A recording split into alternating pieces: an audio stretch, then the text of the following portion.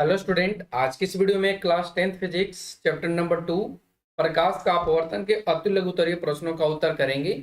इस चैप्टर में जितने भी क्वेश्चन दिए गए हैं वो सारे आपको क्वेश्चन आंसर मिल जाएंगे। आप लोग पेशेंस बना के रखें और क्वेश्चन को समझते हुए चले, तभी आपका ये पूरा कंसेप्ट क्लियर होगा और खुद से जब आप क्वेश्चन को सोल्व करेंगे तो आप इजिली तरीके से कर पाएंगे। तो चलिए फटाफट से बढ़ते अपने क्वेश्चन पे।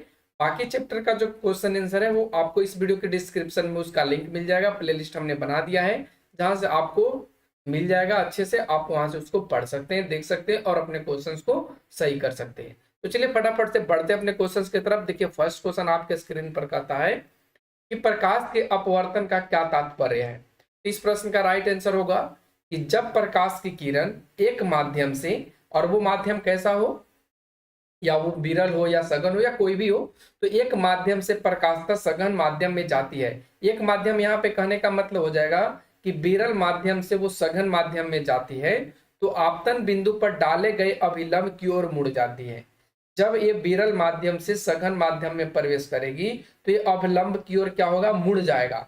तथा इसके विपरीत जब प्रकाश की किरण सघन माध्यम से विरल माध्यम में जाती है तो उस अभिलंब से वो दूर चली जाती है, और इसी घटना को प्रकाश का अपवर्तन कहते हैं। तो प्रकाश के अपवर्तन का क्या मतलब हुआ कि जब कोई प्रकाश के किरण या जब कोई प्रकाश के कण सघन माध्यम से विरल माध्यम में जाता है तो वो अभिलंब से क्या होगा, दूर जाएगा, और जब वो विरल से सघन में जाएगा तो वो अभिलंब की ओर मुड़ेगा। तो इसी घटना को प्रकाश के अपवर्तन के नाम से जाना जाता है। तो उम्मीद करते हैं क्वेश्चन नंबर फर्स्ट आपको अच्छे से क्लियर हो गया होगा, इसमें आपको कोई डाउट नहीं रहा होगा। अब बढ़ते क्वेश्चन नंबर 2 पे, जिसमें आपसे पूछा है कि हमारे दैनिक जीवन में प्रकाश के अपवर्तन के उपयोग के दो उदाहरण को लिखिए। तो हमारे दैनिक जीवन में प्रकाश के अपवर्तन के दो जो उपयोग है वो ये है कि आप जब देखेंगे पानी में डूबी हुई पेंसिल को तो वो मुड़ा एवं छोटा प्रतीत दिखेगा, यानी वो छोटा और मुड़ा मुड़ा हुआ दिखेगा, लगेगा कि वो पेंसिल छोटा है, लेकिन जैसे ही आप उसे बाहर निकालेंगे तो आप देख पाएंगे कि जैसा वो दिख रहा था वैसा वो है नहीं। तो ये प्रकाश के अपवर्तन का नियम के कारण ही होता है। फिर उसके बाद आप देखते हैं कि जो मछुआरे हैं वो मछली भेजने में उनको कठिनाइयां होती है। जैसे मान लीजिए कि मछली इस स्थान पे है तो मछली इस स्थान पे न दिख करके मछली उसको यहाँ पे दिखेगा, ठीक है, मछली उसको यहाँ पे दिखेगा, तो इस कंडीशन में वो इस जगह पे वार करेगा और मछली इस जगह से भाग जाएगी। तो ये घटना होती है प्रकाश के अपवर्तन के कारण। तो हमने आपको दो तरीके को बताया कि दो दो कौन से चीजें जो हमारे दैनिक जीवन में यानी डेली के जीवन में देखने को मिल सकता है। तो उम्मीद करते क्वेश्चन नंबर 2 भी आपका क्लियर हो गया होगा। अब हम लोग आते क्वेश्चन नंबर 3 पे। क्वेश्चन नंबर 3 में आपको क्या करना है कि प्रकाश के किरण का अपवर्तन दिखाने के लिए एक आरेख खींचना है, और इसमें आपको बताना है कि इस किरण जो है वो विरल माध्यम से सघन में जाती है तो कैसे होगा, और जब वो सघन से विरल में जाती है तो क्या होता है। तो देखिए हमने यहाँ पे एक फिगर लिया है जिसमें नीचे को हमने लिया है जल, और जल आपका कौन सा माध्यम होता है, सघन माध्यम, और ऊपर आपका हवा है जो आपका विरल माध्यम है। अब आप लोग पूछेंगे कि सर विरल माध्यम क्या होता है, सघन माध्यम क्या होता है। तो इसके बारे में तो आप चैप्टर में पढ़ ही चुके होंगे कि विरल माध्यम क्या होता है, सघन माध्यम क्या होता है, ठीक है। तो अब यहाँ से हम डायरेक्टली समझाएंगे क्योंकि वीडियो बड़ा लॉन्ग हो जाएगा, क्योंकि इसमें क्वेश्चन बहुत ज्यादा है, ठीक है। तो ये आपका जो हवा है वो विरल माध्यम है, और जैसे ही ये जो किरण है ये, ठीक है, ये जो किरण है वो जैसे ही वो जल में प्रवेश करता है यानी सघन माध्यम में प्रवेश करता है तो ये क्या होता है, ये अभिलंब की ओर मुड़ जाता है, और इसी घटना को हम लोग बोलते हैं प्रकाश के अपवर्तन के नियम। आप लोग पढ़े भी होंगे कि जिसमें सघन माध्यम से विरल माध्यम में जाने पर अभिलंब से दूर हटे और विरल से सघन में आने पर वो अभिलंब की ओर मुड़े, तो इस घटना को हम लोग क्या बोलते हैं, प्रकाश के अपवर्तन बोलते हैं। तो आप यहाँ पे देख पा रहे होंगे ये आपका अभिलंब है एन और एन डैश, ये आपका अभिलंब है और ये अभिलंब की ओर मुड़ रही है यहाँ से आने के बाद। तो ये आपका हो गया फर्स्ट का। फिर उसके बाद अगला जो है इसी में देखिए यहाँ पे हमने यहाँ पर भी एक जल लिया है और एक हवा लिया है जो आपका सघन माध्यम है और एक आपका विरल माध्यम है। तो अब यहाँ पे हम क्या देख पा रहे हैं कि जब हम सघन माध्यम से विरल माध्यम में जा रहे हैं, जब हम सघन माध्यम से विरल में माध्यम में जा रहे हैं तो ये आपका जो अभिलंब है इससे ये दूर भाग रही है या दूर मुड़ रही है। इस घटना को यहाँ पे क्वेश्चन नंबर 2 में आपसे पूछा था कि ये घटना को आप फिगर के माध्यम से, किरण आरेख के माध्यम से बताइए, तो ये आपका यहाँ पे उत्तर हो जाएगा। तो उम्मीद करते हैं दोनों चीज आपको समझ में आ गया होगा। अब बढ़ते हम लोग क्वेश्चन नंबर 4 पे। क्वेश्चन नंबर 4 कहता है कि हवा से चलती हुई प्रकाश की एक किरण जल में तिरछे प्रवेश करती है, क्या प्रकाश किरण अभिलंब की ओर झुकेगी अथवा अभिलंब से दूर हटेगी, और हटेगी तो बताइए क्यों हटेगी। तो देखिए उत्तर में हमने लिखा है कि ये अभिलंब की ओर झुकेगी। आपसे क्वेश्चन पूछा था कि किसके ओर झुकेगी, क्या अभिलंब की ओर झुकेगी या अभिलंब से दूर हटेगी। तो हम यहाँ पे बताएं कि जब ऐसी घटना होगी तो ये अभिलंब की ओर झुकेगी। क्यों झुकेगी, क्योंकि जो हवा है, हवा की अपेक्षा जो जल है, हवा की अपेक्षा जो जल है वो अधिक सघन होता है, और सघन होने के कारण जो किरण है वो अभिलंब की ओर झुकेगा। तो इसलिए इसका राइट आंसर हो जाएगा कि वो अभिलंब की ओर झुकेगी। उम्मीद करते क्वेश्चन नंबर 4 भी आपका क्लियर हो गया होगा। अब हम लोग आते हैं क्वेश्चन नंबर 5 पे। क्वेश्चन नंबर 5 कहता है कि कांच की आयताकार सिल्ली में अपवर्तन के दो किरणों का नामांकित चित्र खींचिए। यानी आपको इसमें दो किरण कहने का मतलब एक आपतित किरण और सेकंड आपका परावर्तित किरण के बारे में यहाँ पे बताना है। तो देखिए हमने एक फिगर लिया है यहाँ पे, जिसमें आप देख पा रहे होंगे कि ये आपका ये आपका विरल माध्यम है, ठीक है, और ये आपका सघन माध्यम है। और सघन माध्यम में किस चीज को लेना है, तो कांच का आयताकार सिल्ली है। तो आप देखेंगे ये कांच का जो है वो आयताकार सिल्ली ही है, आयताकार सिल्ली है। कांच का आयताकार क्या है, सिल्ली है, और जिसका नाम है आप देख पा रहे होंगे KLMN, ठीक है। अब यहाँ पे हम देख पा रहे हैं कि ये जो आपतित किरण है इस विरल माध्यम से सघन माध्यम में जब प्रवेश कर रही है तो ये अभिलंब से क्या हो रही है, अभिलंब की ओर ये मुड़ रही है। किसकी ओर मुड़ रही है, ये अभिलंब की ओर मुड़ रही है। तो फिर हम यहाँ पे क्या किए कि जब इस किरण को सघन माध्यम से जब हम विरल माध्यम में ले जा रहे हैं तो देख पा रहे हैं कि ये अभिलंब से क्या हो रही है, दूर हटते चली जा रही है। अभिलंब ये आपका है N2 एंडस और यहाँ पे N1 एंडस था, तो ये अभिलंब की ओर अभिलंब से ये दूर भाग जा रही है।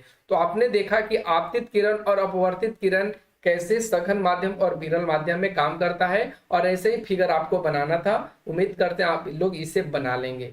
अब बढ़ते क्वेश्चन नंबर 6 पे। क्वेश्चन नंबर 6 कहता है कि पानी में रखा हुआ सिक्का कुछ ऊपर उठा हुआ प्रतीत होता है, क्यों उठा हुआ प्रतीत होता है। इस प्रश्न का राइट आंसर हो जाएगा कि प्रकाश के अपवर्तन के कारण। अगर आपसे ऑब्जेक्टिव में क्वेश्चन पूछ लिया जाए कि पानी में रखा हुआ सिक्का कुछ ऊपर उठा हुआ प्रतीत होता है, ये किस घटना को दर्शाता है, तो आप यहाँ पे बताएंगे प्रकाश के अपवर्तन घटना को दर्शाता है।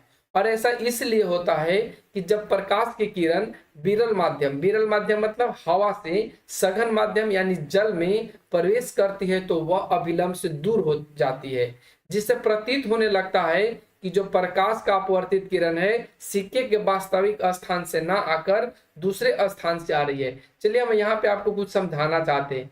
जैसे ये आपका बाल्टी है, मान के चलो ये आपका बाल्टी है, ठीक है, और इस बाल्टी में इस जगह पे आपका कॉइन रखा हुआ है। तो जैसे ही आप देखेंगे आंख के माध्यम से, तो ये सिक्का यहाँ पे आपको जैसे इससे लाइट पड़ेगा तो ये क्या करेगा, इस जब बिंदु पे चला जाएगा और इस बिंदु को आंख आपका देख लेगा और आपको ऐसा फील होगा कि ये जो सिक्का है वो इस जगह पे है, जिसे आप कहते हैं कि जो सिक्का है वो हल्का उठा हुआ है।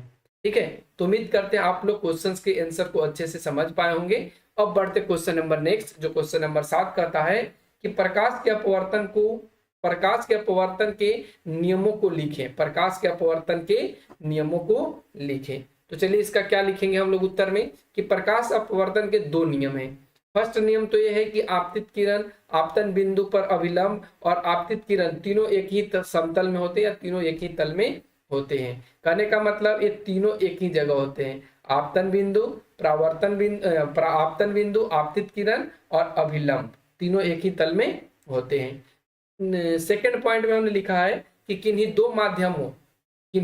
दो माध्यमों और प्रकाश के किसी विशेष वर्ण के लिए आपतन कोण की जया और अपवर्तन कोण की जया का अनुपात एक नियतांक होता है। एक नियतांक कहने का मतलब वो म्यू होता है। क्या होता है, उसे हम लोग म्यू से सूचित करते हैं, तो इसलिए वो म्यू हो जाता है। तो ये क्वेश्चन नंबर 7 भी आपका कंप्लीट हो गया होगा। अब हम लोग आते हैं क्वेश्चन नंबर 8 पे। क्वेश्चन नंबर 8 कहता है कि स्नेल के नियम को लिख करके आपको यहाँ पे दिखाना है। तो चलिए हम लोग स्नेल के नियम को पहले व्याख्या कर लेते हैं कि किन्हीं दो माध्यमों और प्रकाश के किसी विशेष वर्ण के लिए जो आपतन कोण की जया है और अपवर्तन कोण की जया है उसका जो अनुपात होता है वो एक नियतांक होता है और इसे ही स्नेल के नियम कहते हैं, जिससे हम कहेंगे कि साइन आई बटा साइन आर जो है वो इक्वल टू है म्यू या एक नियतांक के बराबर। इसके बराबर एक नियतांक के बराबर, और यही है स्नेल का नियम। यही है क्या है, स्नेल का नियम। तो क्वेश्चन नंबर 8 आपका यहाँ पे कंप्लीट होता है। क्वेश्चन नंबर 9 पे आइए। क्वेश्चन नंबर देखिए 9 क्या कहता है कि हीरे का अपवर्तनांक 2.42 है, इस कथन का क्या अर्थ है। तो इस प्रश्न का राइट आंसर होगा कि हीरे का अपवर्तनांक 2.42 है, इस कथन का अर्थ यह है कि हीरा प्रकाशतः सघन माध्यम है। हीरा जो है वो क्या, प्रकाशतः सघन माध्यम है और इसमें प्रकाश का वेग बहुत ही कम होता है। इसमें प्रकाश का वेग क्या होता है, बहुत ही कम होता है। तो ध्यान रखेंगे इस चीज को। अगला बढ़ते हैं आगे के क्वेश्चन में। अगला जो क्वेश्चन आता है आपका वो कहता है कि प्रकाश की एक किरण पुंज पानी में तैरते तारपीन की परत पर आपतित होती है। यदि वायु, तारपीन और पानी के अपवर्तनांक क्रमशः 100, 1.47, 100 नहीं है, 1.00 है, 1.47 और 1.33 हो, तो समझाएं कि किरण पुंज किस प्रकार वायु से तारपीन तथा फिर तारपीन से पानी में गमन करेगी। तो देखिए उत्तर में हमने लिखा है कि हम जानते हैं कि जो अपवर्तनांक होता है वो निर्वात में प्रकाश की चाल बटा किसी माध्यम में प्रकाश की चाल, यानी न्यू बराबर कहें तो एन बटा क्या हो जाता है, तो एन बटा भी हो जाता है। आप इस फार्मूला को तो पढ़ ही रखे होंगे। अब यहाँ पे आप देख पा रहे हैं कि जो वायु का है वो 1.00 है, फिर पानी का क्या है यहाँ पे 1.00 है, फिर उसके बाद तारपीन का कितना है 1.7 है।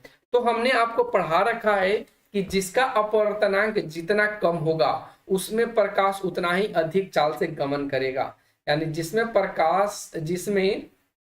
अपवर्तनांक अधिक होता है, जिसमें अपवर्तनांक अधिक होता है वो उसमें उतना तेजी से गमन नहीं करता है, लेकिन जिसमें अपवर्तनांक कम होता है, ठीक है, उसमें प्रकाश उतना ही अधिक चाल से गमन करेगा।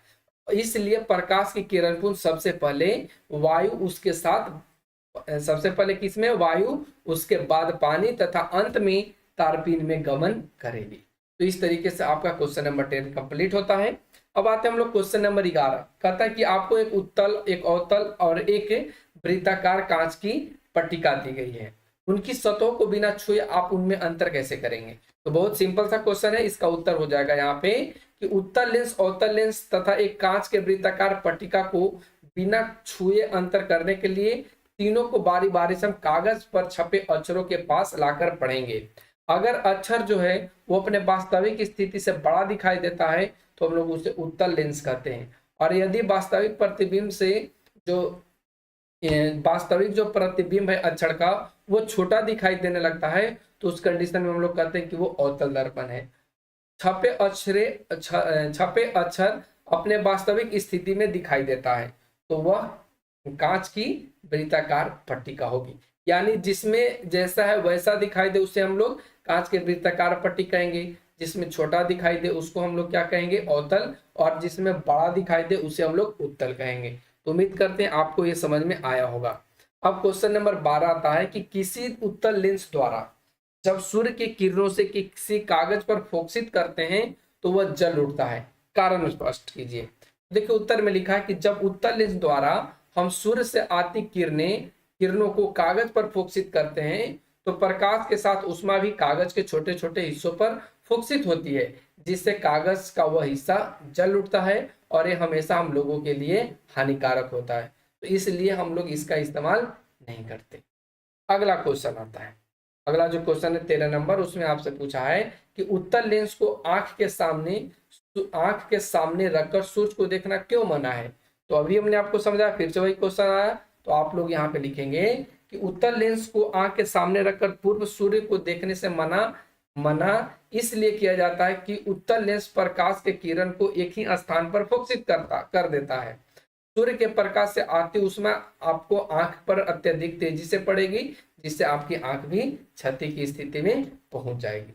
इस चीज को आप थोड़ा सा ध्यान रखेंगे और आप इसको अच्छे से पढ़ लेंगे। तो आज के चैप्टर में ये क्वेश्चन नंबर 13 आपका कंप्लीट होता है।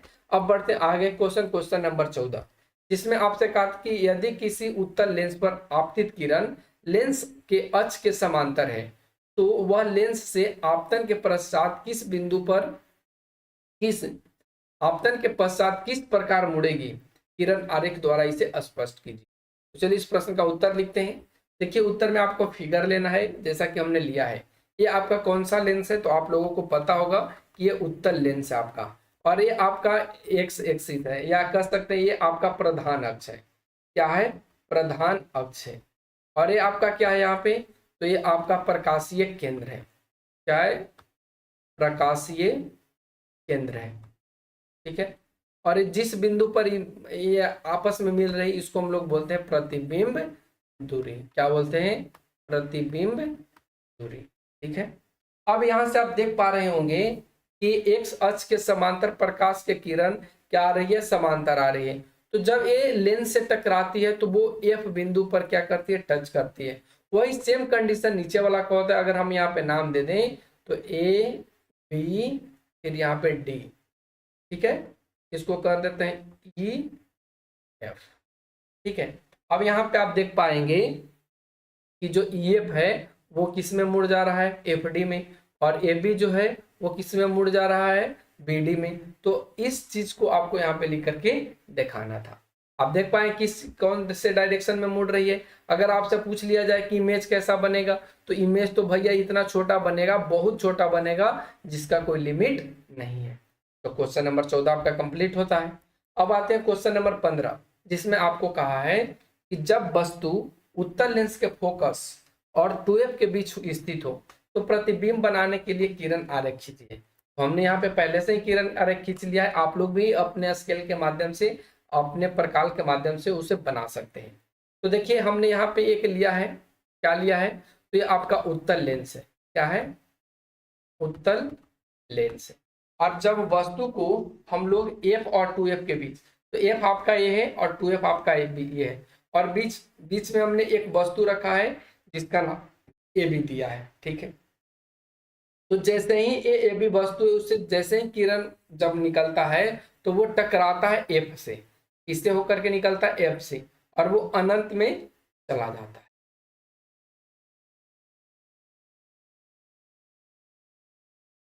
इसके विपरीत अगर हम देखें तो यही बिंदु से एक और प्रकाश की किरण निकल रहा है, जो यहां से प्रकाशीय केंद्र से टकराते हुए इस बिंदु पर आता है। तो हम क्या देख पा रहे हैं कि यहाँ पे जो इमेज था वो आपका कैसा बन रहा था? तो यहाँ पे जो आपका इमेज था या यहाँ पे जो वस्तु था वो वास्तविक था, लेकिन यहाँ पे कैसा बन रहा है? काल्पनिक बन रहा है, यानी ये निगेटिव बन रहा है। ठीक है। तो आप लोग ध्यान रखेंगे, यही क्वेश्चन में आपसे था। अगला क्वेश्चन 16 नंबर का था उत्तल लेंस और अवतल लेंस में अंतर स्पष्ट कीजिए। तो देखिए उत्तल लेंस और अवतल लेंस में निम्नलिखित अंतर है, जो हमने आपके सामने स्क्रीन पर लिख दिया है। आप लोग फटाफट से इसको कर लेंगे। ठीक है।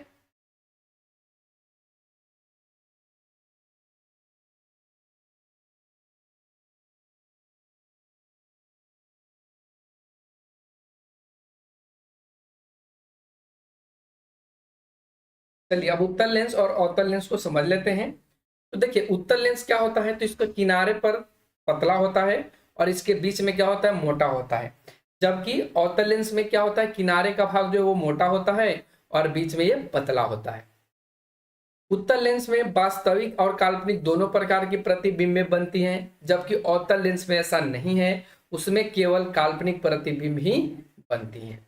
फिर उसके बाद उत्तल लेंस में जो इसका फोकस होता है वो वास्तविक होता है, जबकि अवतल लेंस में जो फोकस होता है वो काल्पनिक होता है। उत्तल लेंस को अभिसारी लेंस के नाम से जाना जाता है और अवतल लेंस को अपसारी लेंस के नाम से जाना जाता है। तो दोनों में इस तरीके से हमने यहाँ पे डिफरेंट कर दिया है। अब बढ़ते हैं आगे के क्वेश्चन। क्वेश्चन नंबर 17 कहता है कि उत्तल लेंस को अभिसारी लेंस और अवतल लेंस को अपसारी लेंस क्यों कहा जाता है? तो चलिए इस प्रश्न का भी उत्तर हम लोग जानते हैं। देखिए उत्तर में हमने लिखा है कि उत्तल लेंस द्वारा आपतित प्रकाश की सभी किरणें लेंस के दूसरी ओर एक ही बिंदु पर अभिसरित होती है, इसलिए उत्तल लेंस को अभिसारी लेंस कहा जाता है। ठीक है। अब एक जगह अपसरित होने का मतलब क्या होता है? तो आप लोग जैसे ही इस बुक को पढ़े होंगे तो आपको ये चीज बताया गया होगा डिटेल से और अगर नहीं बताया गया है तो आप लोग कमेंट सेक्शन में लिखेंगे, हम इस चैप्टर को भी आपके लिए कवर करेंगे और आपको इसको अच्छे से नॉलेज के साथ पढ़ाएंगे। ठीक है, अगर हम थोड़ा सा समझाना चाहें तो जैसे मान लीजिए कि ये आपका कोई लेंस है और कोई लेंस नहीं, ये आपका अवतल लेंस, सॉरी उत्तल लेंस है, ये इसका प्रधान अक्ष है। ठीक है, और मान लीजिए कि यहाँ से प्रकाश निकल रहा है, यहाँ से प्रकाश निकल रहा है और ये इसका प्रकाशीय है। अब यहाँ से कैसे आएगा, तो ऐसे टकरा करके आएगा, ऐसे आएगा। तो ये जो एक बिंदु पर कटता है ना, एक बिंदु, इसी को हम लोग बोलते हैं अभिसरित होना। ठीक है, इसी को हम लोग क्या बोलते हैं, अभिसरित होना। उम्मीद करते हैं ये पॉइंट आपको समझ में आया होगा। अब अगला इसी में है कि अवतल लेंस को क्यों अपसारी कहते हैं। तो हमने लिखा है कि जबकि अवतल लेंस में जब प्रकाश की किरण लेंस पर आपतित होती है तो वो इससे निकलने के बाद फैलकर क्या होता है, फैलकर दूर दूर हो जाती हैं, जिससे प्रकाश की किरण एक बिंदु से अभिसरित होती हुई मालूम पड़ती हैं। एक बिंदु से अभिसरित होने का मतलब क्या है कि एक बिंदु से वो निकलती हुई प्रतीत होती हैं। ठीक है, तो इसी को हम लोग बोलते हैं, इसी के कारण इसे हम लोग बोलते हैं अवतल लेंस। ठीक है, और अवतल लेंस का दूसरा नाम अपसारी लेंस। ठीक है, तो अपसारी लेंस क्यों बोलते हैं ये हमने आपको समझाया, आपको ये भी समझाया कि अभिसारी लेंस क्यों कहते हैं। तो उम्मीद करते हैं आपका सब क्लियर होगा। चलिए अब आगे चलते हैं। अगला क्वेश्चन आता है क्वेश्चन नंबर 18, जिसमें कहता है कि एक उत्तल लेंस की फोकस दूरी f है। इसकी फोकस दूरी कितनी है, f है। यदि एक वस्तु को लेंस से 2f से कुछ अधिक दूरी से जैसे जैसे लेंस के फोकस तक लाया जाए तो उस वस्तु के प्रतिबिंब का आकार किस प्रकार परिवर्तित होगा। तो देखिए आप यहाँ पे देखेंगे कि ये जो प्रतिबिंब बनेगा सबसे पहले वो छोटा बनाएगा और उसके बाद फोकस दूरी के काफी नजदीक लाने पर अनंत पर इसका प्रतिबिंब बनेगा। अब चलिए इसका हम लोग यहाँ पे देख लेते हैं फिगर के माध्यम से। ये आपके सामने कोई उत्तल लेंस है। कौन सा लेंस है, उत्तल लेंस है। तो सबसे पहले हमने क्या किया कि फोकस दूरी f और 2f से कुछ अधिक दूरी पे, तो ये मान लीजिए कि यहाँ पे आपका ये 2f था। ठीक है, तो 2f से परे हमने एक वस्तु रखा ab। क्या रखा, एक वस्तु ab। तो इसका हमने इमेज क्या देखा कि ऐसे करके इस बिंदु पर बन रही है। किस बिंदु पर बन रही है, इस बिंदु पर। तो यहाँ पे हमने देखा कि ये वस्तु जो था उसका इमेज कैसा बन पा रहा है, तो उसका जो इमेज बन पा रहा है यहाँ से जितना बड़ा वस्तु है उससे छोटा बन रहा है और उल्टा बन रहा है। जब इसे थोड़ा सा नजदीक लाए यहाँ पे तो उस कंडीशन में देखें कि यहाँ पे जो प्रतिबिंब बन रहा है इस वस्तु से उल्टा बन रहा है और वस्तु से थोड़ा सा बड़ा बन रहा है। फिर जब हम 2f और f2 के बीच में लाए, 2f और f2 के बीच में लाए तो इस कंडीशन में हमने क्या देखा कि इसका जो इमेज बन रहा है वो वस्तु से बड़ा बन रहा है और ये उल्टा ही बन रहा है। लेकिन जब हम इसको f पे ला दिए तो जब जैसे ही उसको हमने f पे लाया तो इसका प्रतिबिंब हमने देख पाया कि ये अनंत पर बनती है। कहाँ पे बनती है, अनंत पर बनती है। तो ऐसे आपको यहाँ पे लिखना था और ऐसे आपको फिगर भी देना था। उम्मीद करते हैं आप लोग इस चीज को समझ पाए होंगे। अब अगला क्वेश्चन आता है क्वेश्चन नंबर 19, जिसमें आपसे पूछा यहाँ पे कि लेंस की क्षमता से आप क्या समझते हैं, इसका एसआई मात्रा को लिखिए। तो देखिए उत्तर में मैंने लिखा है किसी लेंस द्वारा प्रकाश की किरणों को अभिसरण या अपसरण करने की मात्रा को उस लेंस का फोकस क्षमता कहते हैं। उस लेंस का क्या बोलते हैं, फोकस क्षमता बोलते हैं। लेंस की क्षमता को उसके फोकस दूरी के व्युत्क्रम या विलोम द्वारा व्यक्त किया जाता है। आप लोग को पता भी होगा कि P बराबर हम लोग क्या लिखते हैं, 1/fp क्या है, तो यहाँ पे P आप लेंस की क्षमता हो जाएगी और f क्या है, फोकस दूरी। लेंस की क्षमता को हम लोग इसका जो ऐसा ही मात्रक रखते हैं वो डायोप्टर होता है, इसे मीटर में भी लिखा जाता है, ध्यान रखेंगे। क्वेश्चन नंबर 20 आता है जिसमें आपको कहा है कि मुख्य अक्ष को, इसको मुख्य अक्ष को x अक्ष के समांतर, मुख्य अक्ष को x अक्ष के समांतर x अक्ष और प्रकाश केंद्र को मूल बिंदु मानकर आप u v एवं f के चिन्ह कैसे निर्धारित करेंगे, ये आपसे क्वेश्चन पूछा है। तो हमने देखिए लिखा है कि निम्न तरीकों से करेंगे। ठीक है, तो सबसे पहले आपको एक फिगर लेनी है। कैसी फिगर लेनी है, तो ये आपका फिगर है, थोड़ा सा सीधा बना लेते हैं मेरे भाई। चलो देखो ये यहाँ पे है। ऐसे तो सभी को करने आता होगा चतुर्थांश, 9th में भी पढ़ा, 10th में भी पढ़ा, ठीक है। ये इसका होता है मूल बिंदु O, ये इसका है एक्स एक्सिस। क्या है? X axis. हम यहाँ पे वाई नहीं दिखाएंगे क्योंकि यहाँ पे मैथ नहीं सोल्व कर रहे हैं, ठीक है। तो यहाँ पे एक्स है, तो ध्यान रखेंगे कि मूल बिंदु से दाईं ओर, मूल बिंदु से दाईं ओर की जो भी दूरियां रहेंगी वो सभी क्या रहेंगी? पॉजिटिव रहेंगी। क्या रहेंगी? पॉजिटिव। चाहे u हो, चाहे v हो, चाहे f हो, उससे कोई मायने नहीं रखता है। जब ये दाएं होंगी तो ये निगेटिव न छोड़ करके पॉजिटिव चली जाएंगी, और जब ये ऊपर की ओर जाएंगी, जब नीचे से ऊपर की ओर जाएंगी, तब पर भी ये क्या होंगी? पॉजिटिव। क्या होंगे? पॉजिटिव। लेकिन लेकिन जब यहां से यानी कि मूल बिंदु से बाईं ओर जाता है तो इस कंडीशन में यहाँ पे क्या होता है? निगेटिव होता है। क्या होता है बच्चों? निगेटिव होता है, ठीक है। फिर उसके बाद अगर हम नीचे आने की बात करें तो जैसे ही हम लोग नीचे आते हैं तो इस कंडीशन में भी माइनस हो जाता है। क्या हो जाता है? माइनस हो जाता है। तो इस चीज को आप ध्यान रखेंगे, और इसी को आपको लिखने के लिए कहा था। हमने यहाँ पे सेंटेंस के भी रूप में लिखा है कि उत्तल लेंस एवं अवतल लेंस में जो वस्तु दूरी है वो u ऋणात्मक होती है, फोकस दूरी धनात्मक होती है, फोकस दूरी ऋणात्मक होती है। तो ये चीजों को आपके लिए लिख दिया ताकि आप इसको याद करने में आसानी बरतें, ठीक है। अब बढ़ते हैं आगे। Question number 21।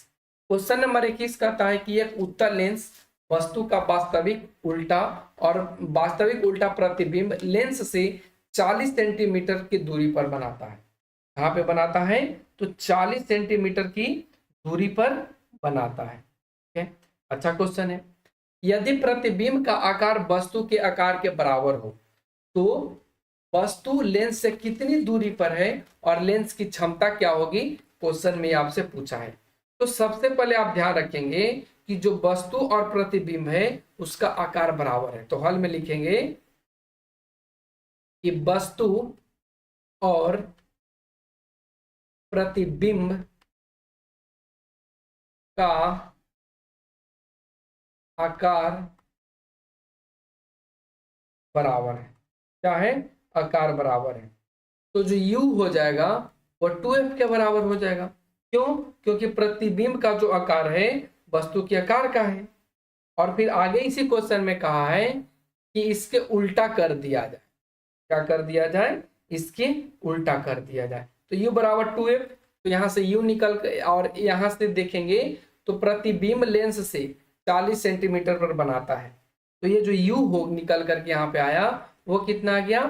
40 सेंटीमीटर।